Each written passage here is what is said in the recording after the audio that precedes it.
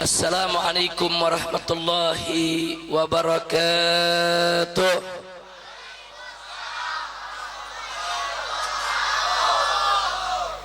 Bismillah walhamdulillah wala hawla wala quwwata illa billah. Ashhadu an la ilaha illallah wahdahu la syarika lah wa ashhadu anna sayyidana Muhammadan abduhu wa rasuluh la nabiyya ba'dah.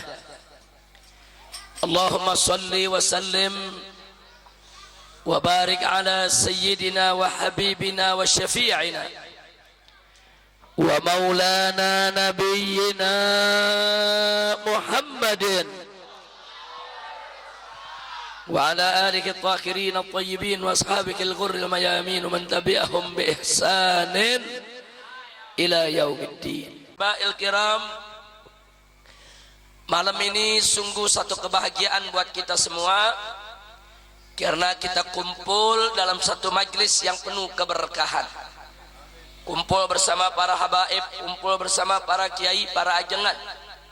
Di sini ada orang tua kita Kiai Haji Damanhuri hafizahullah taala wa ra'ah. Begitu juga ajengan-ajengan kiai-kiai yang lainnya.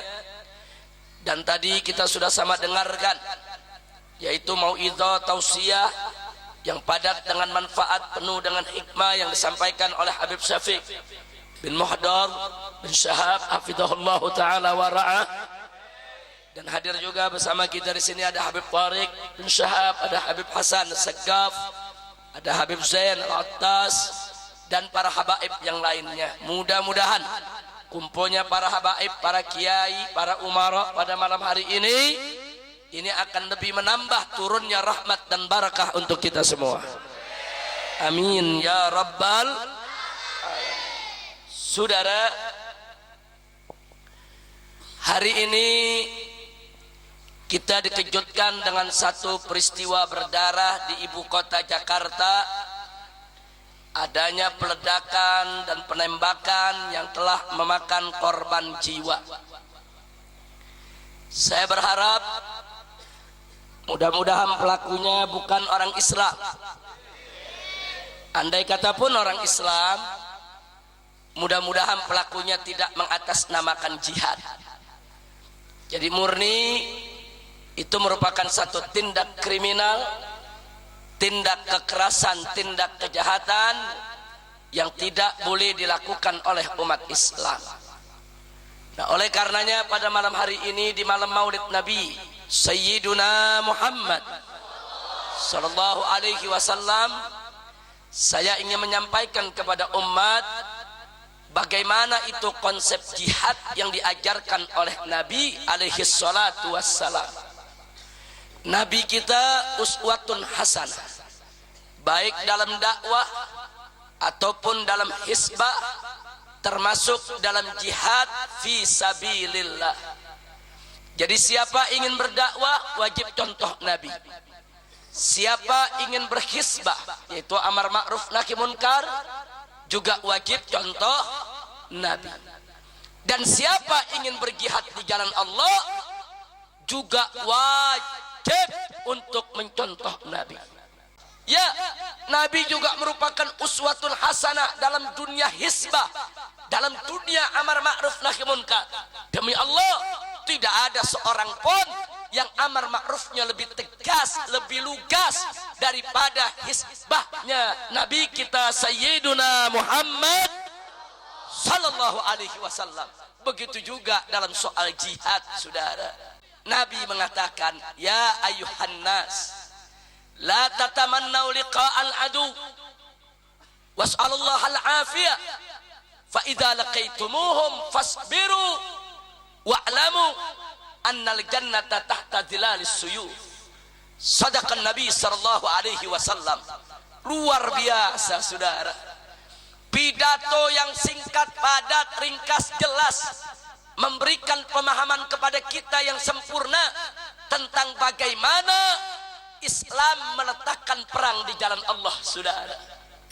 Nabi mengatakan, ayuhan nas, manusia, hei para sahabatku, hei para pengikutku, hei umat Islam, la tatamannau liqa'al adu.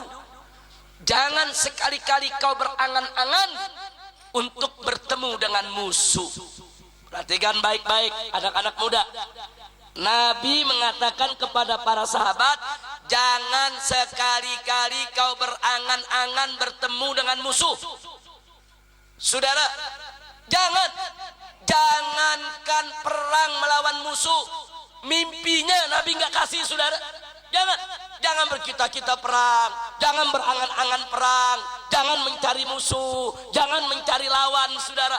Jangan, kata Nabi. Selanjutnya beliau mengatakan was'alullah al-afiyah, tapi mohonlah kepada Allah al-afiyah, kesejahteraan, kedamaian, ketenangan di dalam kehidupan, saudara. Jadi Nabi mengajarkan kita jangan cari perang, tapi cari tenang. Jangan cari lawan, tapi cari kawan, saudara. Saya tanya, ajaran Nabi indah tidak? Bagus tidak? Nah, selanjutnya kata Nabi, fa'idza laqaitumuhum. Tapi kalau kamu terlanjur bertemu dengan musuh nggak dicari, dia datang sendiri, saudara. Musuh tidak diundang, tapi mereka datang menyerang, saudara. Maka ketika itulah Nabi mengatakan fasbiru bimakna fasbutu. Jadi kalau musuh tidak dicari, saudara, tapi datang sendiri, musuh tidak diundang tapi datang menyerang, umat Islam nggak dikasih oleh Nabi untuk melarikan diri, saudara. Nabi menyatakan fasbiru, yaitu bimakna fasbutu, hadapi mereka dengan sabar, dengan tegar, jangan lari, saudara. Jangan, kita nggak boleh cari musuh, tapi kalau musuh datang sendiri pantang berlari, saudara. Membela Islam dan membela agama serta negara. Betul? Takbir, takbir. Nggak sampai di situ, kata Nabi, dalam rangka untuk membangkitkan semangat umatnya, membangkitkan semangat supaya nggak lari dari medan perang, membangkitkan semangat supaya berani untuk membela diri, saudara, membangkitkan semangat untuk berani menghadang lawan, saudara. Nabi mengatakan fa'lamu, ketahuilah oleh kamu sekalian, annal jannata tahta dhilalis suyuf, sesungguhnya sorga itu ada di bawah kilatan pedang.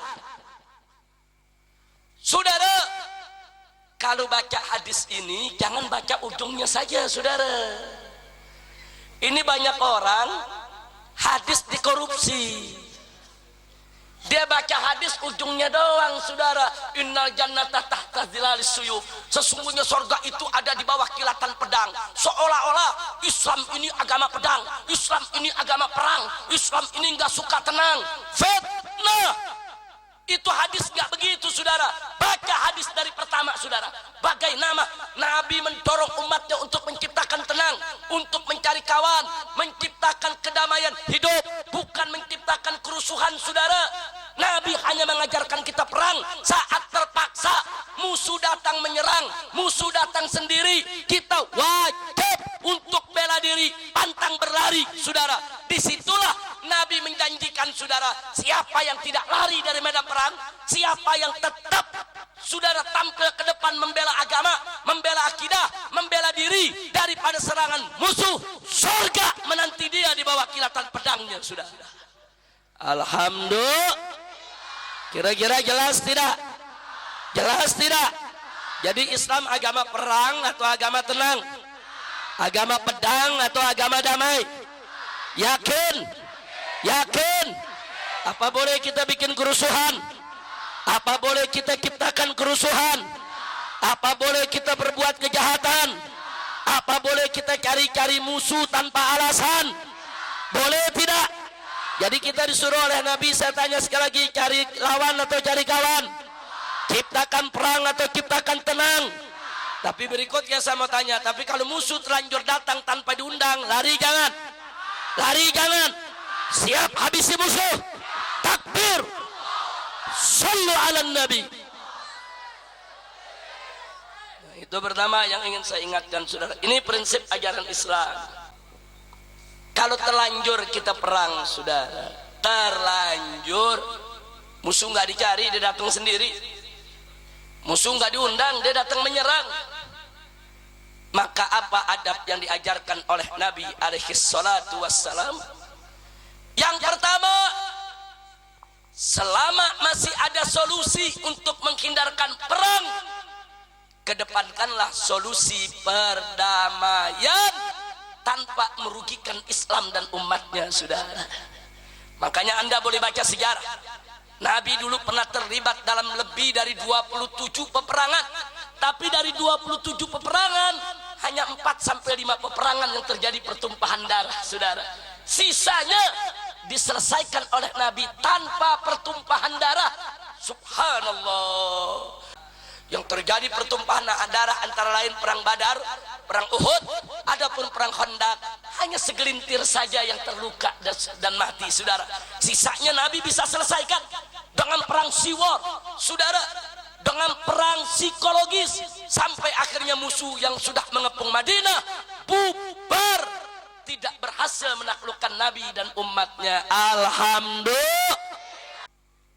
Dia disebut jihad kalau tujuannya li'la kalimatillah. Disebut jihad kalau memang niatnya untuk meninggikan agama Allah. Tapi kalau tujuannya untuk popularitas, kalau tujuannya hanya untuk politik semata, kalau tujuannya hanya ingin menciptakan ketakutan yang masif meluas di mana-mana, kalau tujuannya hanya untuk dunia, bukan jihad. Jihad syarat yang pertama, saudara, wajib ditujukan li'la kalimatillah, untuk meninggikan kalimat Allah. Kira-kira jelas tidak? Yang kedua, saudara, jihad tidak boleh melanggar aturan syariat, saudara. Artinya apa? Jihad itu nggak boleh sembarangan main bunuh orang. Jihad itu nggak boleh sembarangan merusak dan menghancurkan, saudara, sesuatu, nggak boleh. Makanya dulu Nabi, saudara, mendidik para sahabatnya. Satu di antara lain, siapa para sahabat yang berjihad tidak boleh membunuh orang tua lanjut usia yang tidak terlibat dalam pertempuran, saudara. Dua, tidak boleh membunuh kaum wanita. Tiga, tidak boleh membunuh anak-anak. Empat, tidak boleh membunuh kaum agamawan, saudara, para rahib, para pendeta yang duduk di rumah ibadah mereka yang tidak terlibat dalam peperangan tidak boleh diganggu. Rumah ibadah mereka tidak boleh dibakar. Perkebunan musuh nggak boleh diporak-porandakan dibakar tanpa kedaruratan, saudara. Subhanallah, ada aturannya, saudara. Nggak boleh seenaknya membunuh, membabi buta, memperkosa perempuan seenaknya, haram.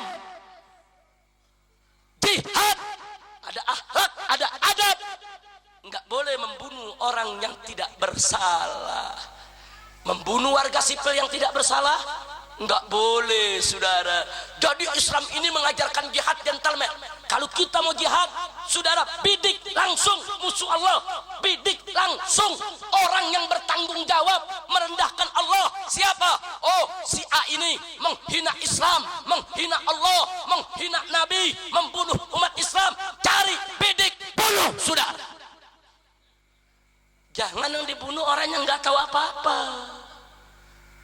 Jangan taruh bom di pasar, tahu-tahu yang meninggal si Soleh sama si Udin.